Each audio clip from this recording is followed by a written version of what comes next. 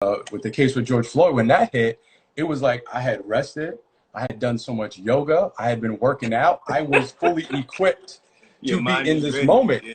Yeah, I was ready, man. I was ready. I haven't Yeah. had a drink since COVID hit. So I was like fully focused and ready to Yeah.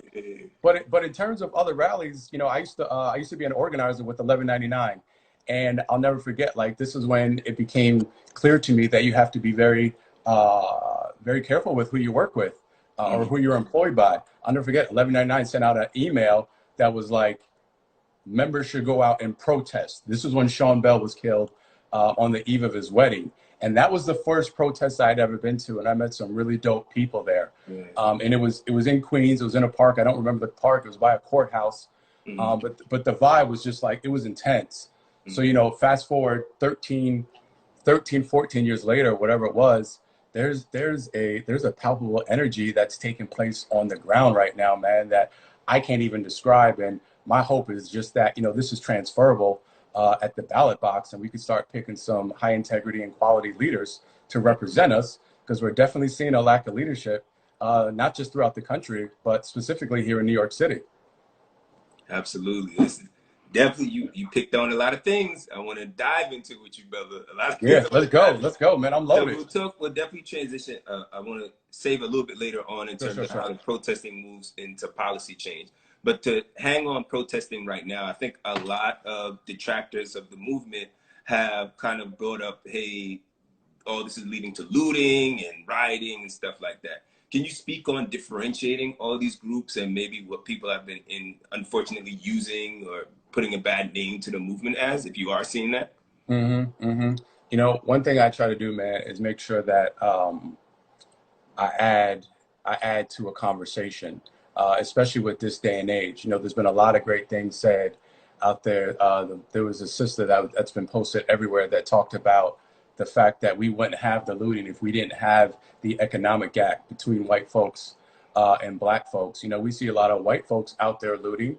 I personally, I think the looting is a distraction, and it's sensationalized by the media to take away from the core message, which is a resistance and an uprising of mainly people of color and black people specifically. So the looting is a distraction from the uprising, much like Donald Trump's Twitter feed is a distraction from his lack of productivity. It's the exact same thing. True. And that goes into being aware of your surroundings and what's kind of like going on. Like, there's always going to be distraction and white noise and whatever you want to call it. But you got to be intentional on what the goal is and whatever it is that you're doing. And I've been able to do that more successfully in the last few years than others. But, looting, there's a fraction of folks that were looting. There was a higher percentage of folks that were leading peaceful demonstrations. And then there was a percentage of folks that were just kind of like, what am I kind of like doing here? But I want to be here. So there was different sections, man. And it was interesting for me to kind of be at the Barclays and break that down. Like, there was a black woman speaking like in the middle of, in front of the arena, and everybody was listening. And then out of nowhere, I saw bottles being tossed. And I'm like, why are you tossing bottles in the crowd? Like, the police are over there. Not that you should toss bottles at the police either, but like there's a fraction of anarchists that look for moments of disruption and unrest. Yeah. And they capitalize on it. That's the reality. They just capitalize on it. I hear you. But I guess with all these different agendas, right? You have these anarchists, you have the people actually promoting what we're trying to hear. How do you deal with, I'm trying to drown out that, I'm trying to make that look down upon that, while having the message be delivered, not diluted at all or anything along those lines? I mean, look, man, in America, like, there's always going to be distraction. There's always going to be something to take your focus away from what your end goal is. We see that in our daily lives. We see that in the movement that's happening right now. And the key is focus. You can't get caught up in what other folks are doing. I've met too many people in the last 2 weeks that are singularly focused on removing the mayor of New York City. I've met too many people that are singularly focused on marching until they have no more breath. And I'm like, Andre, I am ready to do this for years. And I'm like, damn, we better be prepared to do this for years, because Yeah. sometimes that's how long the change is going to take. So now getting into more what you're talking about, how do we mechanize this protesting to lead to actual change in policy? What are you advising people do? What should people know? Speak to the people of STOOP. I mean, I see a lot of people out there right now organizing, doing great work, and in the preliminary stages of, I would call, organizer activation. People see me post something. Well, first of all, let me take a step back. So I was also inspired to go to these protests. I've been to about 4 or 5 protest demonstrations, whatever. I've been inspired by seeing other brothers out there doing it. And I'm like, you know, I'm uniquely positioned in the political space and work with a lot of politicians. And I think some people wouldn't suspect that I would be involved in the protests in that way. But I've been inspired by some of my friends, some of my brothers, obviously, you know, the ones that did this well before us, like Malcolm X, Martin Luther King, Gandhi, all of them. But, you know, that inspiration is what gave me the passion to go out there. So hopefully, you know, I'm kind of doing the same thing. Yeah, having a background as an organizer and a consultant, I'm constantly building with people when I'm out there. And when I build with those people and then I post something, somebody sees it and is like, dope, check this person. Then I check that person and they're like, oh, we got sound equipment. Homegirl's like, oh, we got bodies. People are like, oh, we got transportation. And then I'm just constantly like, this is the literal like foundational work of a community organizer. And I'm just like connecting the pieces. And I don't think folks know that like that's another way to do it. If you're looking to figure out like how you can get involved, it's just a matter of like, it's like matchmaking. It's like, you might be good with you and let me just connect the two of you. And I'm on email threads right now that are literally incredibly inspiring, man, and give me a lot of hope on the changes I think we could see in this country. And hopefully, you know, just to make sure I answer the question, and it leads to an activation of real policy. You know, not what we're seeing some good stuff, but not like, you know, tiptoeing reforms. Like we're talking about real policy right now, not feel good stuff, radical stuff. And I use the word radical intentionally because before radical meant like blowing something up.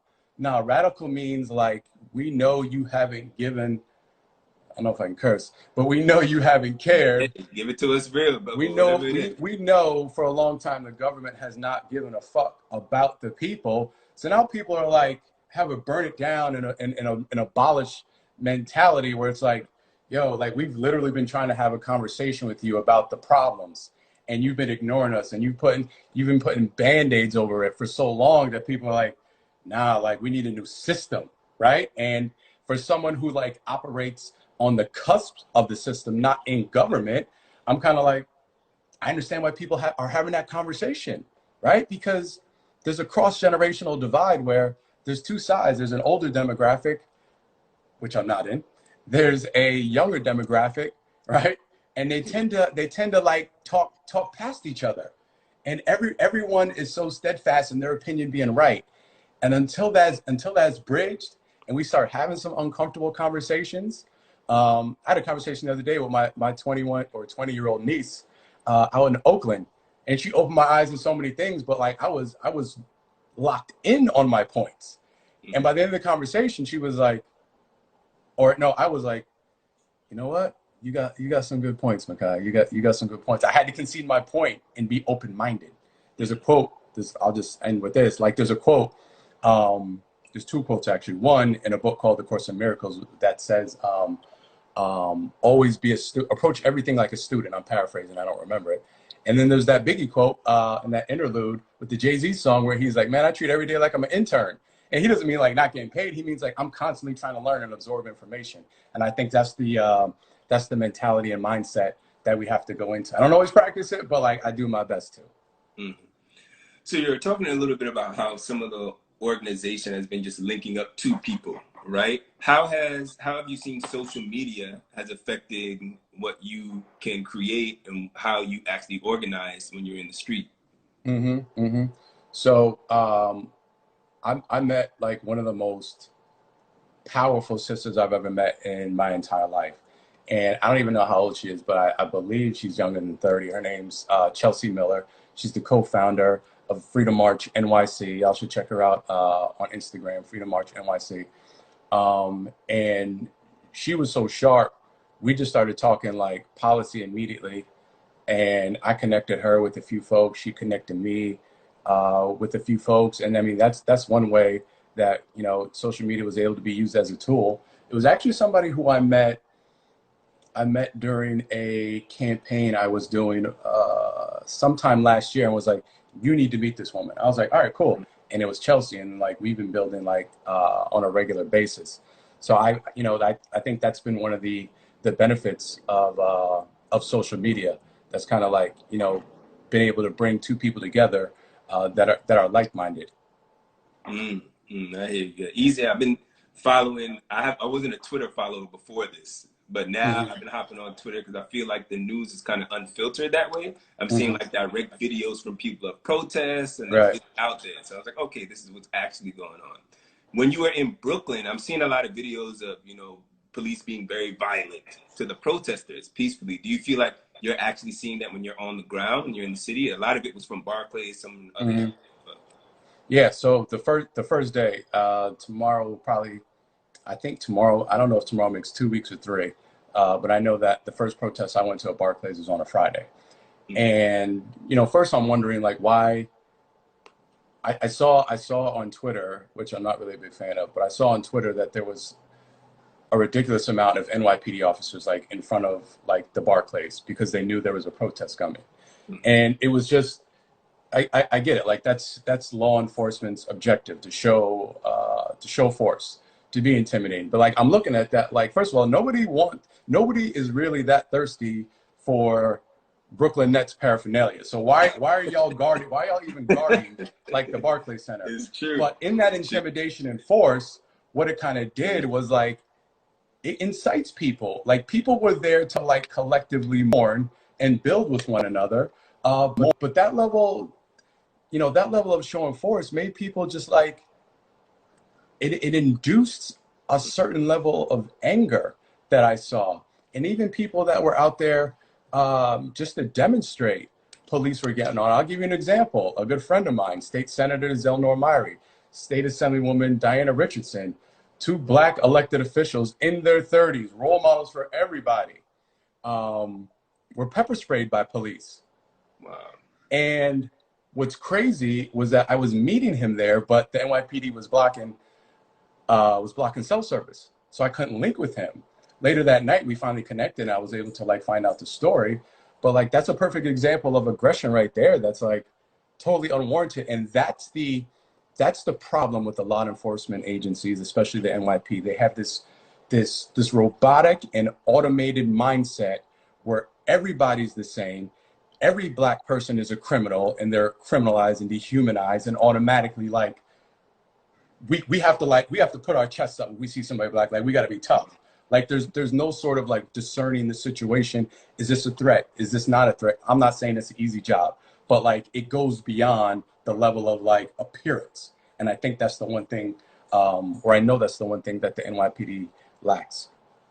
I see. These are all great points. I want to start diving even some more. Just to remind everybody that just joined us, so it's fairly new. We're in episode 12 talking about activism, protest, and unrest with the great Mr. Andre Richards. He's the political Richardson? Yeah. Richardson. Yeah. It's my fault. Now you go, man. Disrespecting your name. I'm sorry. Now you go, brother. A political activist, a political consultant, and owner of his new nonprofit, correct? So we talked about the highly militarized NYPD, which I think can drive us into what policy changes need to be made, right? What types of things are you speaking with some of our political representatives about the policies that need to be changed here on out? So the main thing that, after, politicians tend to have a very reactive personality, right? It's not until you see something or you read about something that it's like, okay, now we got to do this, right? So Eric Gardner, I think it was 2015, was choked to death for selling Lucy's in Staten Island, right? And a bill was introduced by Congressman Hakeem Jeffries in 2015. Not until, this past year, is it being taken up and introduced in the Justice and Policing Act, which was the package of reforms that was just introduced by Congress. The city council 2 weeks ago introduced a package of, well, they didn't introduce it, but they announced that they'll be introducing a package of reform bills, one of which is a chokehold bill. And I think this is, I think this is very important. And I think there are good reforms that are going to take place. I think the appetite of people right now, though, are like, reforms is, that's a crumb. Like we're trying to walk out with like loaves right now. And I actually testified before the public safety hearing for the city council on Tuesday. And what I said was, these reforms are like steps. Now is the time for leaps and bounds, right? And we've been trying to play catch up for so long that I don't understand how we're still taking steps at this point. People are no longer hungry for cosmetic change. Like we've seen that way too long. We've seen what it's like to have a black man in the White House, and we started to feel a little bit better. And then we saw the way that brother was like treated, right? So we're keenly aware that most of the reactionary measures that are happening right now will literally put a Band-Aid on a lot of these issues and not have the long-term transformative change that we're talking about. But look, I kind of straddle the fence, right? Because like I'm a little more aggressive. I don't have a constituency that I have to answer to, although like I think it's an opportunity for politicians to be way more bolder across the board. But the state assembly and the state legislature did take action on about 11 or 12. I actually lost track of the amount of bills that they introduced and passed over this past year. 50A, which was a very controversial bill, and it's a transparency bill. It lists the records on police officers that have had, I was going to say misfractions, police officers. It makes their disciplinary records public, is what it does. There's the right to record, also known as the Amy Cooper bill, the woman that was recording the brother in Central Park that was bird watching. So now it makes it a crime to call 911. And that was introduced by Senator Kevin Parker, if I'm not mistaken. There's a chokehold bill on the state level. There's some sort of racial disparities bill where they're going to track the racial disparities in the court system. Not like we need data to know like that it's lopsided, but that's what's happening. One thing I would say is the type of bills and the type of action that I would be talking about is is something that deals with excessive force, right? And I feel like there's a conversation that's constantly happening that talks about, yeah, Amy Cooper bill was passed. There's a conversation that was talked about that talks about bad apples. Bad apples ruins the bunch. There's a dude that I follow by the name of Keith White. He's an attorney, and it had said one of the most profound posts, which is, it's not bad apples. If there's no good cops, there's no bad cops. There's good people and there's bad people, and there's people with integrity and there's people without integrity. So if you lack integrity, it doesn't matter what you do. If you lack integrity and you go in and you're an entrepreneur and you start a restaurant, there's a good chance you're not going to take care. You're not going to have a high level of care in the quality of food that you deliver. If you're a politician, there's a good chance you might be corrupt. If you're a cop, there's a good chance you might be corrupt, or you might want to beat somebody's ass. So excessive force is what really needs to be addressed. And I think one instance of excessive force should require termination. That's it, point blank. And nobody's talking about that. And if I was a politician, that's what I would be talking about. So you bring up a great point in that there's a huge lack of accountability, right? I think that's a lot of people are fighting for is accountability. Can you explain what qualified immunity is and how it relates to what some people are working on right now? Because I feel like I'm seeing that phrase a lot in the news about this. Yeah, so qualified immunity is basically, I want to break this down. So it's basically if a cop, let's say the cop that killed George Floyd, for example, he is not personally liable, and I'm not an attorney. This is my interpretation of the bill. He is not personally liable to be sued by George Floyd's family, estate, or whoever wanted to sue him. They could only sue the police department and then probably the city for damages. With qualified immunity, you could then sue the police officer directly for their assets, like their house and their pension. And I'm glad you brought this up, because here's the thing. When you see, basically you're admitting that there's a problem, by the way, by being against this bill. You're admitting that, like, I don't want to get sued because I may kill somebody. Like, how, like, we're, you know, yeah. like, and it's not funny, but like, I'm laughing at the irony of it. So to all of the Republicans that are against that, man, I'm just kind of like, so you're admitting, and the police officers that are against it, and the police unions that are against it, you're admitting there's a problem.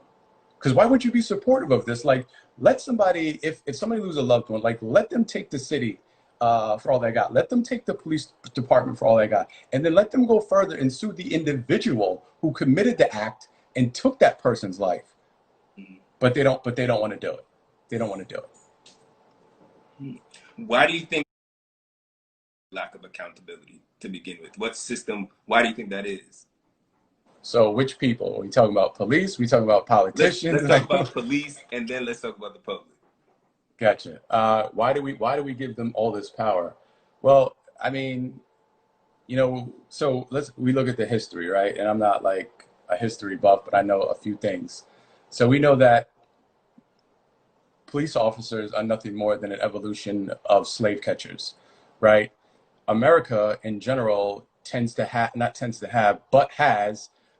incarceral mindset where they think that every act of a crime needs to be met with imprisonment or incarceration or violence or some sort of like punishment.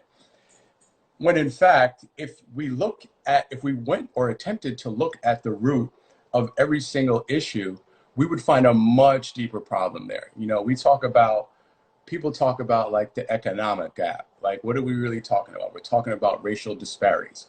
We talk about a bad education system. What are we talking about? We're talking about racial disparities and income inequality. That's like the root of all this. You know, we saw what happened with COVID. What are we talking about here? We're talking about the hospital's responses in Black communities because they're underfunded. That's the root of all of these things. And America, the way it's designed, you know, in a white supremacist system, I would just say, which is accurate, is the reason why that we see all these disparities, the reason why we see all these problems, the reason why the folks at the top have all this power, and the reason why, you know, white folks have all this power. And, you know, whether consciously or subconsciously, you know, look at Black people differently. Listen, even as me, man, I've been in some very interesting meetings, brother. Meetings to the point where I looked around, was like, am I supposed to be in here right now? And I saw the way like white folks would be looking at me, because I'm very like laid back and like, you know, I'm an observer. I'm the type of person that I let a few things develop. I don't jump right in until I know the exact situation. And some people see it as being timid, but see it as being timid. But I see it as being intentional, man. And I'm mindful of that behavior. Understand. As we move on through, I want to definitely take some time so you can talk about your nonprofit. What's the name of it again? How people can get to it, and what exactly are you doing with it? Yeah, so the name of the nonprofit is called Build the Bench, Inc. And you can find us on Instagram. You can find our website, buildthebench.nyc. And, you know, myself and some other colleagues, some Black and brown folks, we started Build the Bench all off a post I did on Instagram back in December, which was kind of like, I want to create something that's for people of color in politics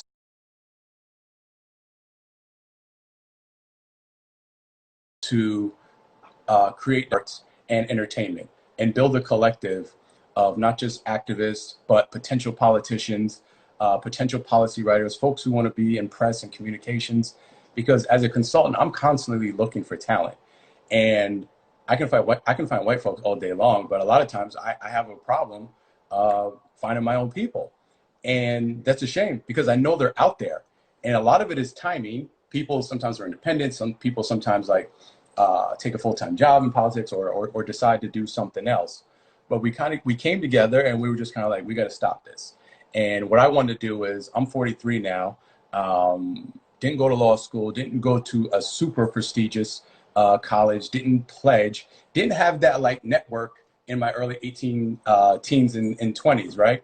So I wanted to create something for the 24, 23, 22-year-old me that could say, you know what, that brother Andre, he's not a bad guy. He may look a little older than I am, but he might have some words of wisdom from me, right? So I wanted to, I wanted to just mess with you, man. I wanted to put something together for some younger brothers and sisters that we could, do exactly what I said at the onset of this interview, which was to bridge that cross-generational and political divide, so we can have some uncomfortable conversations, so we can, be mindful of the gentrification that's taking place in New York, and other cities across the country, and start to produce leaders that are born and bred here of color.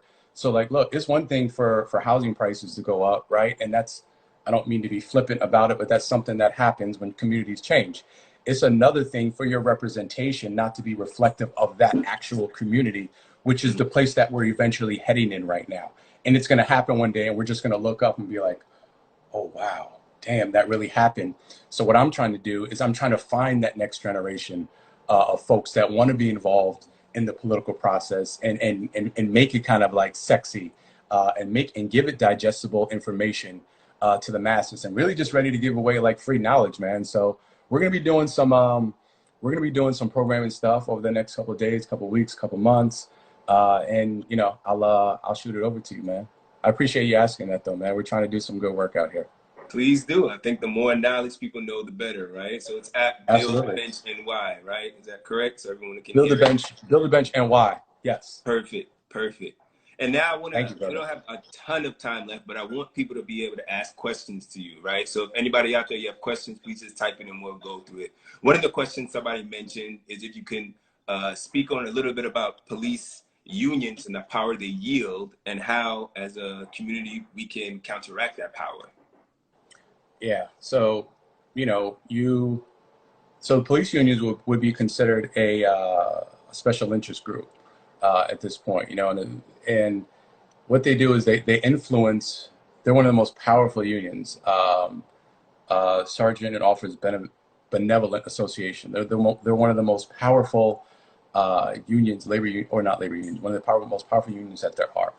And what special interest groups do, man, is they donate to candidates to influence the way that they're going to vote. So I talked at 50A at the top of the hour, right, when I came on. 50A is basically a transparency and accountability bill for police officers. They've been fighting so hard and have spent so much money on this. Why wouldn't you want transparency in one of the most powerful organizations in the country, right? That should make the public raise an eyebrow.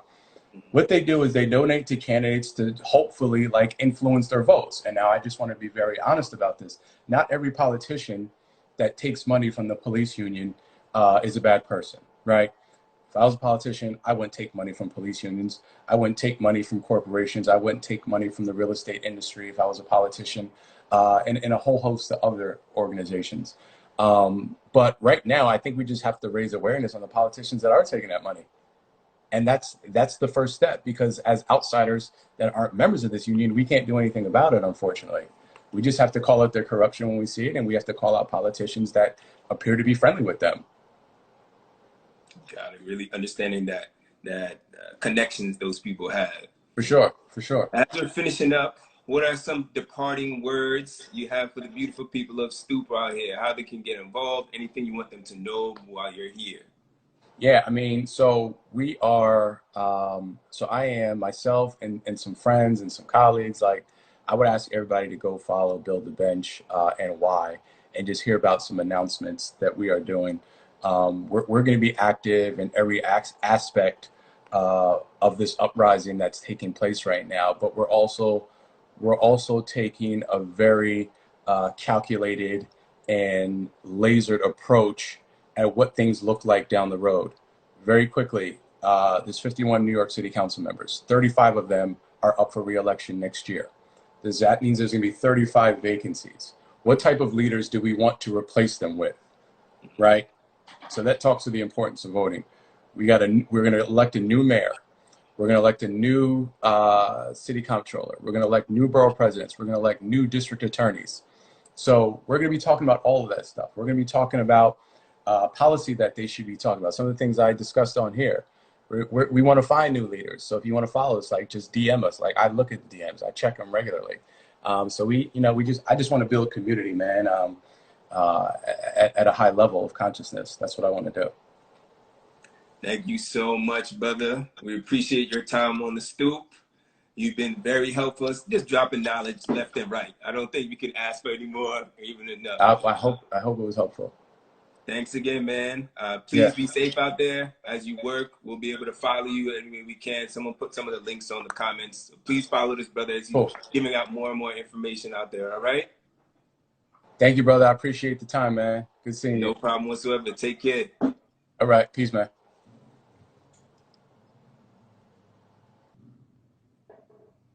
All right, beautiful people. As we're finishing up our show, thank you, Andre, so much for coming on. I think you really dropped a lot of pearls of wisdom on what protesting looks like, how we can do it, and really enlist change, right? It's all through voting and through policy. So as long as we're more cognizant of all these new political leaders that are around us and what they stand for, I think that's the best way we can stay informed and really push the envelope for things that are in our interest. I wanted to take just 3 minutes as we're wrapping up this episode. I can't ignore the fact that, we're living in 2 pandemics right now. COVID-19 is still very much out there, people. There's definitely been a shift of interest in terms of racism, police brutality, which is something that's very important. And I think for myself, being a Black man, I'm definitely a proponent of everyone getting out there. But please try to do it in a safe manner, because this pandemic hasn't slowed down just because the media has shifted gears and not talking about it, right? The world has hit almost 7.5 million cases, where the US is two and change a million cases. And we're seeing a lot of cases pop up. The incidents increase in the Sun Belt, right? We're talking about Texas, Arizona, New Mexico. Texas just hit a huge surge. And there are some of the states that opened up pretty early, especially around Memorial Day. Some people will say, like, you know what, the protests have been causing transmission of this disease, but some of these high incidences are really from back Memorial Day, before these things even happened. So please stay aware. Please wear masks outside when you can, if you can.